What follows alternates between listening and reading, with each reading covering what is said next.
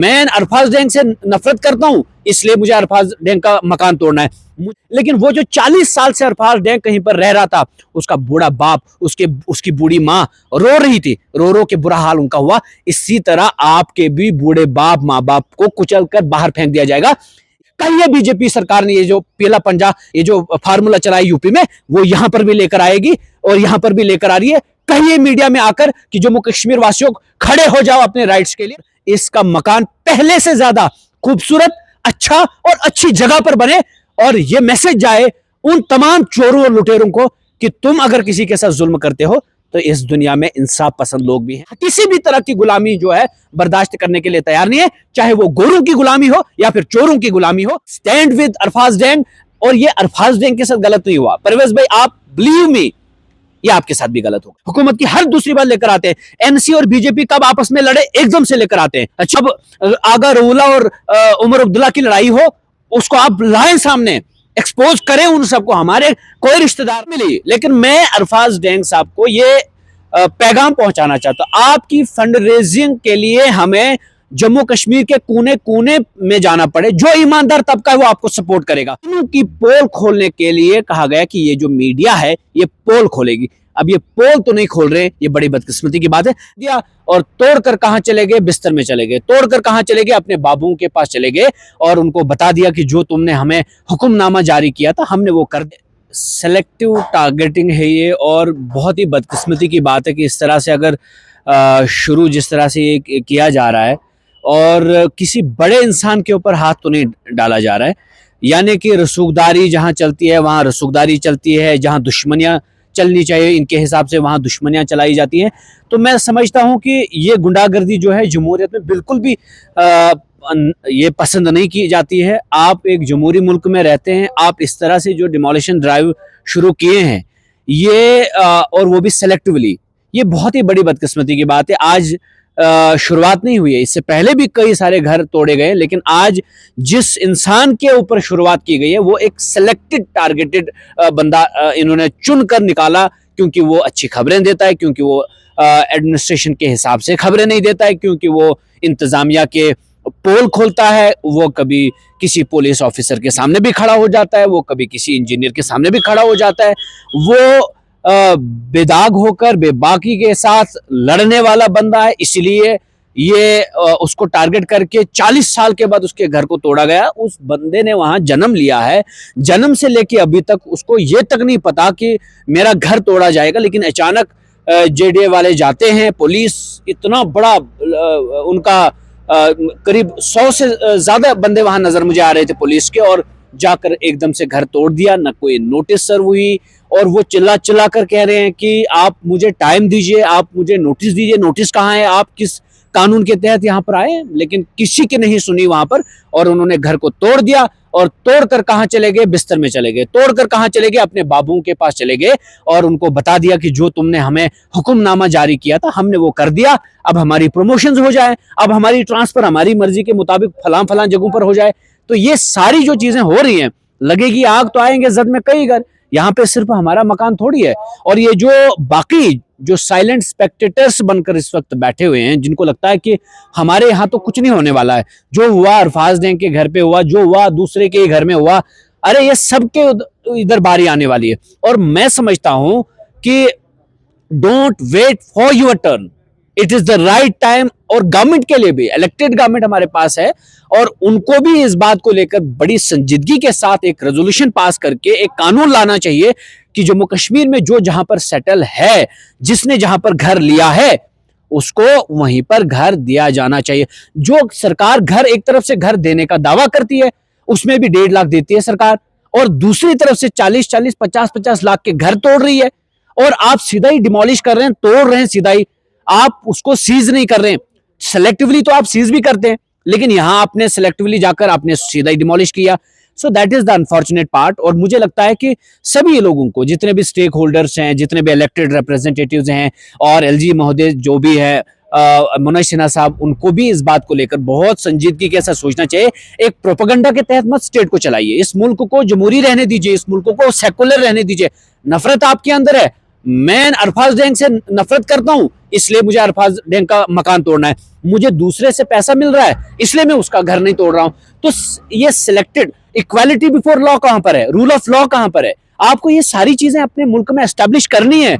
आप देशभक्त भी बनते हो, आप देश के बड़े स्वाभिमानी भी बनते हो, देश की ऊंचाई के लिए आप बड़े बड़े भाषण देते हो, देश उन्नति करना चाहिए, तरक्की करना चाहिए, फिर आप देश में कानून को भी एक तरीके से नहीं चलाने की कोशिश करते हो। और रिसेंटली कॉन्स्टिट्यूशन डे जो सेलिब्रेट किया गया, वो किस लिए सेलिब्रेट किया गया है? कॉन्स्टिट्यूशन में गारंटी है ये इस बात की कि राइट टू इक्वालिटी है, सबको इक्वल राइट्स दिए जाएंगे और इक्वालिटी बिफोर लॉ, कानून की नजर में सब एक जैसे हैं। तो फिर अरफाज डैंग का घर तोड़ा जा रहा है, तो फिर वो बड़े बड़े मिनिस्टर, बड़े बड़े बाबू शाह, आप मुझे बताइए ब्यूरोक्रेट्स जो जम्मू में सेटल्ड हैं, जो कश्मीर से आए हैं, रामबन से आए हैं, डोडा से आए हैं, भद्रवाह से आए हैं और दूसरी जगहों से आए, जम्मू के जो ब्यूरोक्रेट्स हैं, क्या उन्होंने ये जमीनें हड़प नहीं की हैं? वो इसलिए उनकी डिमोलिशन नहीं हुई, उनके मकानात नहीं तोड़े गए क्योंकि वो बाबू लोग हैं, वो बड़े बड़े लोग हैं, वो आपकी सियासत को चमकाते हैं, आप उनकी बाबूशाही को चमकाते हैं। तो ये आपका जो आपसी रिश्ता है, इसी रिश्ते में बीच में आप अपनी ताकत के उससे मसल देते हो, किसी को भी कुचल देते हो। ये जुल्म करना बंद करें। देखिए कहीं पर बांग्लादेश, शेख हसीना कहां पर है, तो ये वहमो गुमान ना रखें आप अपनी जगह पर कि कुछ भी आप करें लोग नहीं देख रहे, जनता देख रही है। जब जनता ये फैसला करेगी कि तुम्हारे ताज जो सर पे पहनाए गए उसको उखाड़ देना है, फिर आप नजर नहीं आएंगे। बिल्कुल मिली, लेकिन मैं अरफाज डैंग साहब को ये पैगाम पहुंचाना चाहता हूं, आपकी फंड रेजिंग के लिए हमें जम्मू कश्मीर के कोने कोने में जाना पड़े, जो ईमानदार तबका है वो आपको सपोर्ट करेगा, वो आपको फाइनेंशियल भी सपोर्ट करेगा, वो आपको जमीन भी खरीद कर देगा, मकान भी बना कर देगा। आपको टूटने की कोई जरूरत नहीं है। भले ही आपका मकान टूटा, आपकी हिम्मत नहीं टूटनी चाहिए। आप बिल्कुल इसी तरह डटे रहें, आप अपना जर्नलिज्म इसी तरह कायम दायम रखें। आपकी बोली जो है वो उसकी कीमत कोई नहीं लगा सकता। और आपका घर टूटा, इसकी वैल्यू क्या होगी? 20 लाख, 30 लाख, 40 लाख, लेकिन आपकी जो जुबान की वैल्यू है, इस तानाशाही के दौर में जिस तरह से आप खड़े हैं बड़े बड़े बाबूशाहों के सामने और बड़े बड़े ब्यूरोक्रेट्स और बड़े बड़े सियासतदानों के सामने आप खड़े हैं, आप उनको एक्सपोज करते रहिए। हम हर जगह आपके लिए फंड रेज करेंगे और पूरे जम्मू कश्मीर के अगर ईमानदार चाहते हो, आप ईमानदार जर्नलिज्म, ईमानदार पॉलिटिशियन, ईमानदार कॉन्ट्रैक्टर, ईमानदार ऑफिसर, ईमानदार पॉलिटिशियन, ये सब तभी मुमकिन है जब आप उनके साथ भी खड़े होंगे।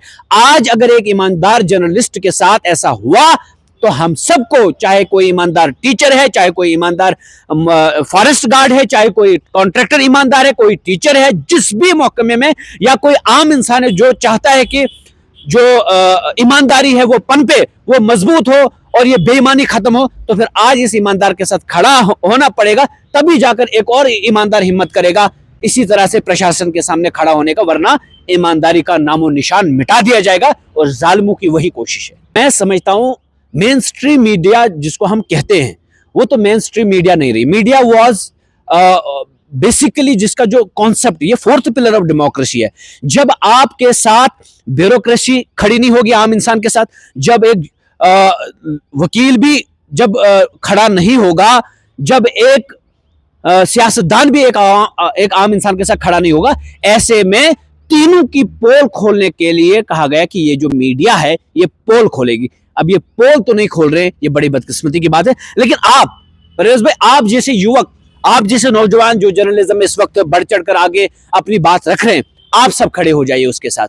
आज आपने मेरी बाइट ली, मैं चाहता हूं कि आप भी अपनी बात रखें कि गलत हुआ, we stand with Arfaz Dang, और ये अरफाज डैंग के साथ गलत नहीं हुआ। परवेज भाई, आप बिलीव मी, ये आपके साथ भी गलत होगा या कल किसी और के साथ भी गलत होगा। और तमाम, मैंने वो रश्मि शर्मा जो जम्मू की एक बड़ी बोल्ड जर्नलिस्ट हैं, उनका भी मैंने सुना, उन्होंने बड़ा जबरदस्त तरीके से उन्होंने कहा, और स्टेट सेंटिनेंटल कुछ ऐसा है, उन्होंने भी बड़ा जबरदस्त तरीके से इस चीज को बयान किया है।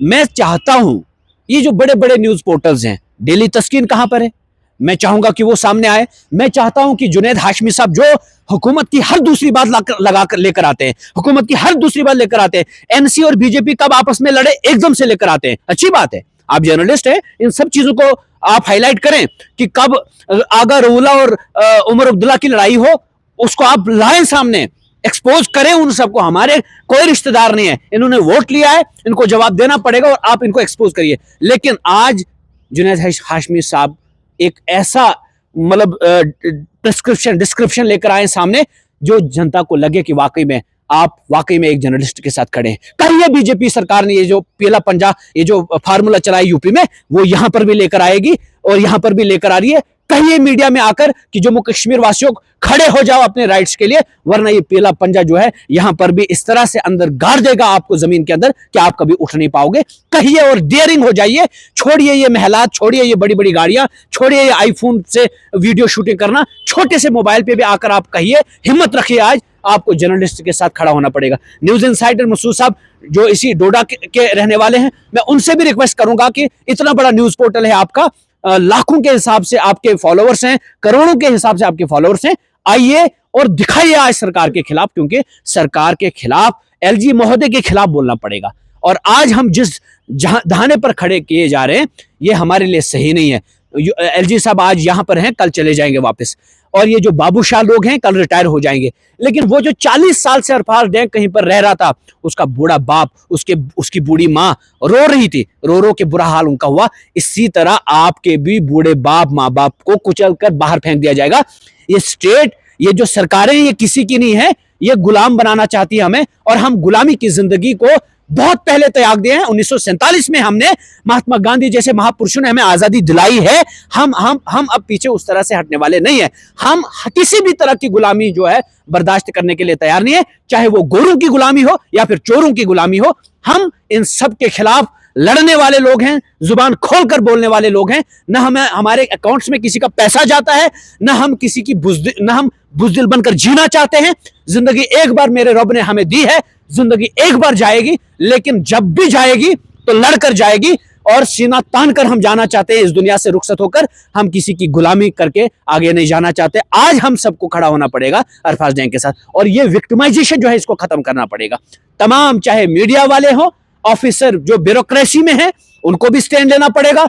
और अगर आप बोल नहीं पाएंगे, कम से कम आप फंड रेजिंग के लिए सामने आए और इसका मकान पहले से ज्यादा खूबसूरत, अच्छा और अच्छी जगह पर बने, और ये मैसेज जाए उन तमाम चोरों और लुटेरों को कि तुम अगर किसी के साथ जुल्म करते हो तो इस दुनिया में इंसाफ पसंद लोग भी हैं और हक पसंद लोग भी हैं, और इसीलिए हमारा अरफाज डैंग के साथ खड़ा होना बहुत जरूरी है।